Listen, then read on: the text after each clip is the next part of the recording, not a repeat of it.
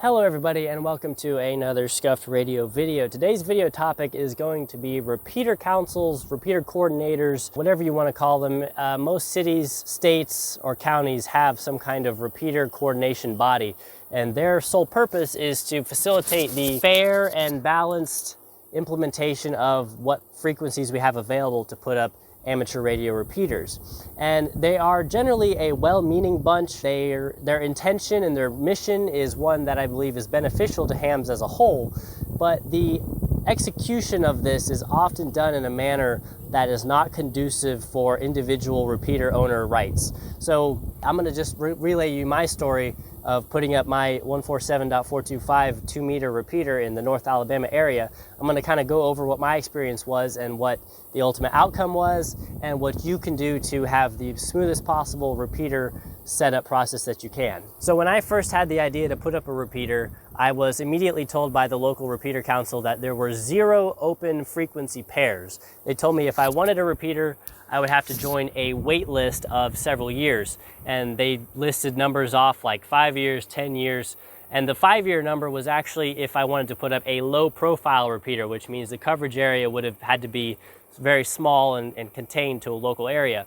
I didn't want that. I wanted a high profile repeater, and they told me basically that I was pretty much never going to get one. They told me I could join a wait list, but there was already a list this long of people who wanted pairs and that it would be quite a long time. So what I ended up doing, and this is something you can do, but it's not necessarily something I recommend anymore. I may have recommended this method a few years ago, but not so much anymore in light of what actually ended up happening with this coordination debacle. So the first thing I did was I went on my scanner and I scanned all the frequency pairs in the North Alabama area looking for dead pairs. Now, the FCC has done in the past through case law basically stated that if there's a dead frequency pair and you record that frequency for a period of 30 days and you hear no traffic whatsoever on it, then it is safe to assume that that frequency pair is unused and you can take it for your own. Now, a lot of repeater coordinators will tell you that's not the case. The fact of the matter is it's true, it's in the books, and you can act on it.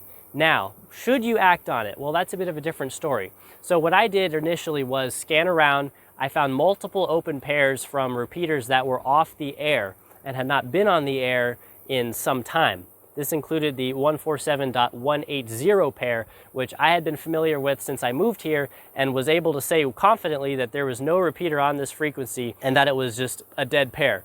And nevertheless, I scanned for 30 days on that pair, heard absolutely nothing, and therefore concluded that the pair was open. This was after having talked to the repeater coordinators and them telling me that there were no open pairs. So now that I had my pair in mind, I put up my hardware. And within 3 days of my hardware being online on 147.180, 3 days, it was actually more like 2 days, they had their system back on the air. And what I truly believe is that they detected my system up and they scrambled to get something back on the air so that they could lay claim to the frequency once again, which is a really scummy thing to do. If you lost the pair, you lost it. Personally, I believe you should have 30 days to correct any hardware malfunctions, and after that, your frequency pair should be up for grabs. You don't get to sit on a pair for multiple years at a time with no hardware, especially in metro areas like this where frequency pairs are such a hot commodity. Anyhow, I was up on the 180 pair, and at the time, I did not have the elevation or the power to overcome their signal. So their signal on 147.180 was blowing my signal out of the water. Despite the fact that they had no activity on the repeater, they had no use for it, they still put it online and then retroactively claimed that it had been online the whole time. I believe this to be a lie. I believe there's some minor corruption there, and whether the people there have good intentions or not, I still believe that what they did was ultimately a bit fraudulent, a bit scammy, but that's besides the point. Because when it comes down to it, the FCC will actually cater to the repeater coordinating body's authority over your authority as a private ham. So if you put up a repeater on a blank pair and the repeater coordination body comes up and puts some of their own on there, there is something to be said for the FCC getting involved. They will probably side with the coordinators. Not all the time, and you can certainly fight it, but if you want to be safe than sorry, here's what I recommend. I recommend you put up a repeater in the simplex part of the band. Now, something to mention here is that the band plan for 2 meters and 70 centimeters specifically is not regulated by the FCC. That is a band plan that we all know and love is actually created by the ARRL, which is not a governing body.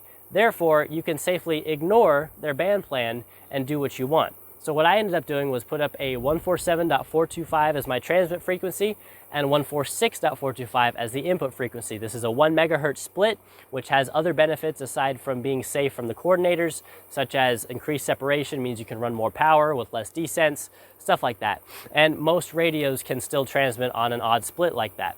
So with that out of the way, we went up on 147.425, and since we did that, we have not heard a single thing from any of the repeater councils or coordinators because there's nothing they can do. We are outside of their jurisdiction. They will not coordinate a repeater in the simplex area of the band, which is what they say, that's their own words. They will not coordinate somebody outside the repeater area, but they are also unable to do anything to you. So if you want to put up a repeater in a metro area where there's not a lot of frequency pairs open, moving outside the typical ham repeater band is pretty beneficial. There is something to keep in mind though, and that is that a lot of radios have an automatic system for putting in the valid repeater offsets depending on where they are in the band. So if you tune up here, it'll automatically put a negative shift. If you tune down here, it'll automatically put a positive shift. When you get outside of those band plans, most radios will no longer give you an automatic repeater offset. That means you have to program it in manually. And if you're trying to get new hams and inexperienced people into the hobby, sometimes that can just be an extra step that prevents them from being able to talk on the repeater. That being said, I've ran this repeater on this pair for over a year now, and I've had no issues with people being unable to talk because of the offset. So that's what I recommend you do if you want to put up a high profile or low profile, full duplex, proper repeater in a metro area that has all the frequency pairs taken.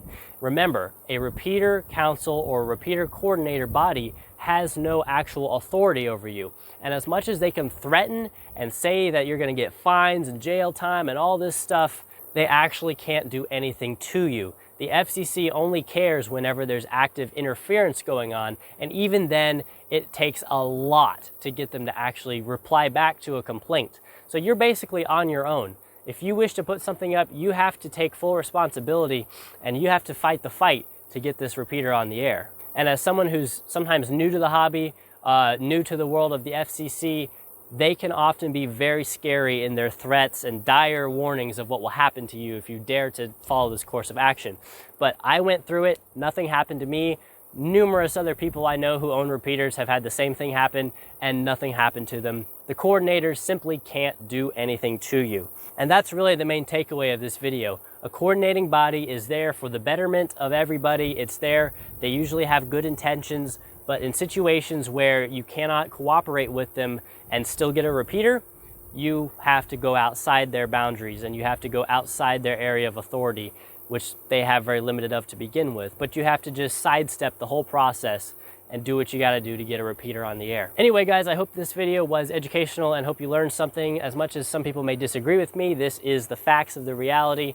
It's been proven many, many, many times. That's what I've experienced, and that's what I found to be true, is everything I have just said. And without further ado, I'm gonna end the video. I hope you all enjoyed. If you have any input or feedback, tell me in the comments what you think, and I will see you all in the next video. Bye, bye, bye, bye.